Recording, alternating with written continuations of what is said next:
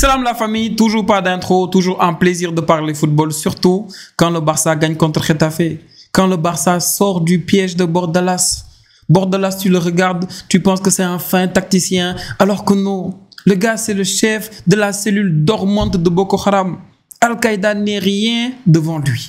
Grâce à lui, à Getafe, l'anti-jeu est institutionnalisé. À Getafe, le football n'est qu'accessoire. Les joueurs de Getafe, pour avoir des primes, il faut qu'ils fassent des fautes. Il faut qu'ils te sortent de ton match. Il faut qu'ils te blessent. Et puis c'est tout.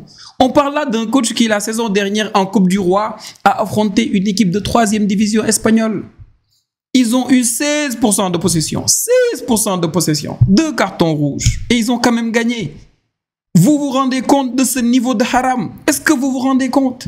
C'est lui, Bordalas. Et vous avez vu ce match aujourd'hui, encore une fois, à l'image du coach. Bordalas, même quand ses joueurs prennent des cartons jaunes, lui, il veut en faire partie. Il veut participer. Il y a eu 5 cartons jaunes aujourd'hui. 4 des joueurs de chance. Le 5e, c'est lui. Il aurait même pu sortir. Regardez les fautes d'anti-jeu aujourd'hui. Ils ont tellement sorti Rafinha de son match que Flick l'a sorti à la mi-temps. Parce qu'il savait que Rafinha était à ça de prendre le rouge. En première mi-temps, il a échappé du rouge. Il était à ça du carton rouge en première mi-temps, Rafinha. C'est juste une folie. Les fautes d'anti-jeu sur Lewandowski, sur Koundé.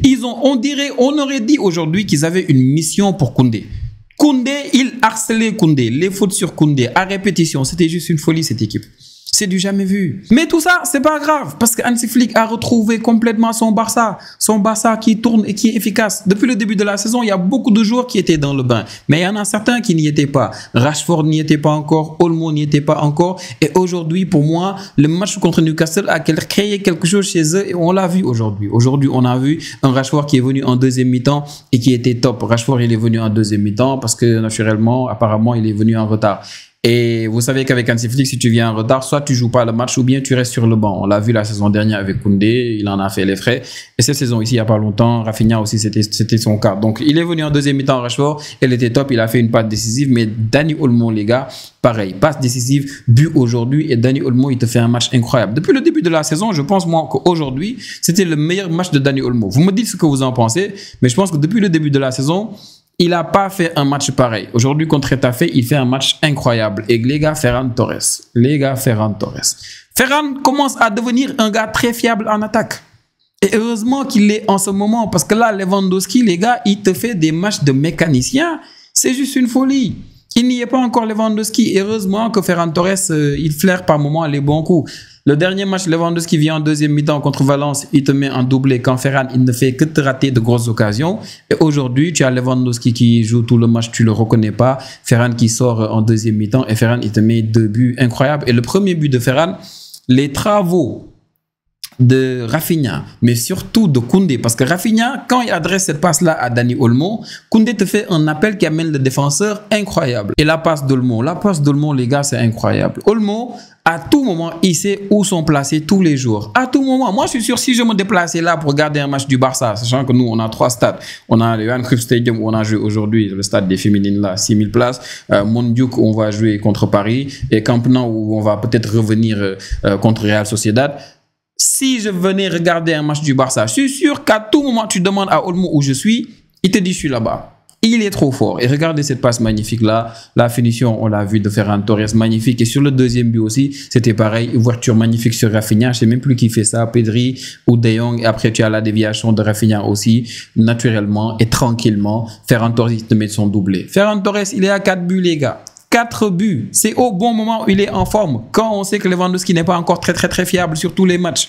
Maintenant, il devient assez intermittent comme il nous a fait la saison dernière. C'est pour ça qu'on pense qu'il faut immédiatement et impérativement avoir un remplaçant pour Lewandowski. Donc, Ferran Torres, 4 buts, 1 but de moins que Mbappé qui est meilleur buteur de la Liga. Pour moi, c'est incroyable. Surtout à ce moment-là, c'est incroyable. Et en deuxième mi-temps, on démarre très faiblement. En deuxième mi-temps, on démarre mal le match. On fait un changement, j'en ai parlé. C'est Rashford qui est rentré à la place de Rafinha qui s'est fait vraiment, on va dire, avoir par les joueurs de Getafe. On l'a beaucoup provoqué. Il a eu un jaune. Il a échappé un peu au rouge. Parce que voilà, il faisait tout pour vraiment nous avoir dans le match. En fait, Getafe, tu joues contre eux sur 90 minutes. Tu as un temps de jeu effectif de, voilà quoi, 30 minutes, 40 minutes si tu n'arrives pas à les avoir rapidement. Si on était à 0-0, je vous jure, à la 60e minute, vous allez rigoler.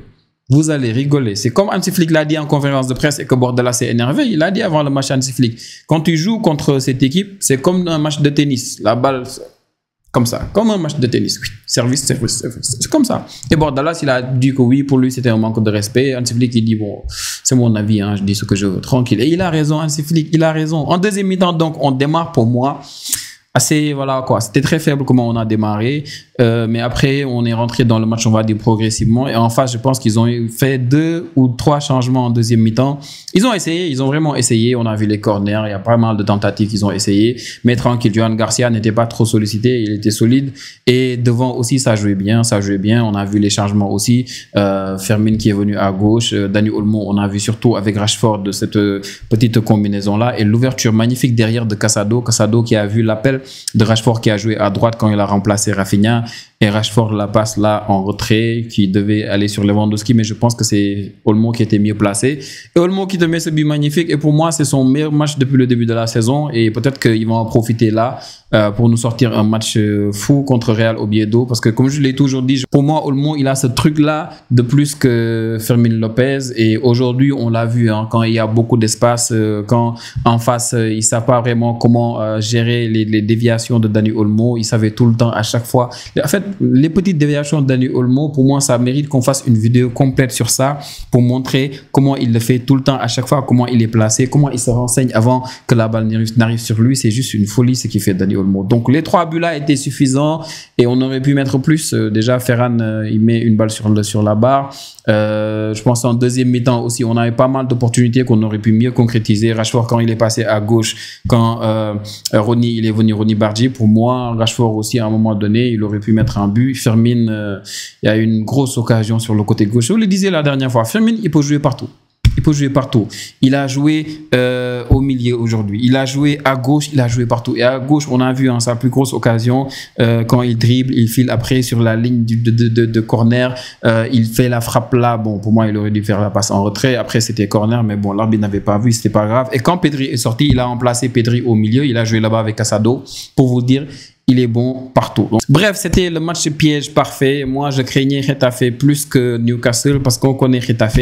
Et heureusement qu'on a déjoué le piège du terroriste Bordalas. Maintenant, le prochain match, c'est jeudi contre Real Oviedo. J'espère qu'on aura peut-être Gavi qui n'est toujours pas de retour. Sa blessure qu'on nous avait annoncée, pas grave, finalement est devenue compliquée. Yamal toujours pas. On joue jeudi et j'espère que jeudi, on va avoir une victoire tranquille contre Real Oviedo. C'est des promus. Mais d'ici là, il y a le ballon d'or demain lundi, et j'ai déjà fait une vidéo sur ça. N'hésitez pas à regarder pour voir mon avis, et on fera peut-être une vidéo demain après la cérémonie, on verra. Et les gars, s'il vous plaît, n'oubliez pas de vous abonner, n'oubliez pas de laisser un petit commentaire, laissez votre avis et dites-moi qui a été votre homme du match. Moi personnellement je l'aurais donné à Olmo très facilement, mais bon, Ferran te met un doublé, il y en a ils sont très stats quoi. Sinon en défense aujourd'hui j'en ai même pas parlé, mais Christensen avec Eric Garcia, top, incroyable. Gérard Martin il fait un match top. Koundé, rien à dire, son match est rien à dire. Johan Garcia, toujours aussi solide, et c'est un match parfait. Pour moi, c'est un match où tu prends pas de but. D'habitude, contre une équipe qui avait 75 000 manières de te faire sortir de ton match, de te mettre un but de manière très hasardeuse. Donc, c'est un match incroyable, les amis. On se revoit pour la prochaine vidéo. N'oubliez pas d'aimer la vidéo, s'il vous plaît, de laisser un commentaire, comme je vous ai dit, et de vous abonner. On se revoit pour la prochaine vidéo. Prenez tous bien soin de vous. Ciao, ciao.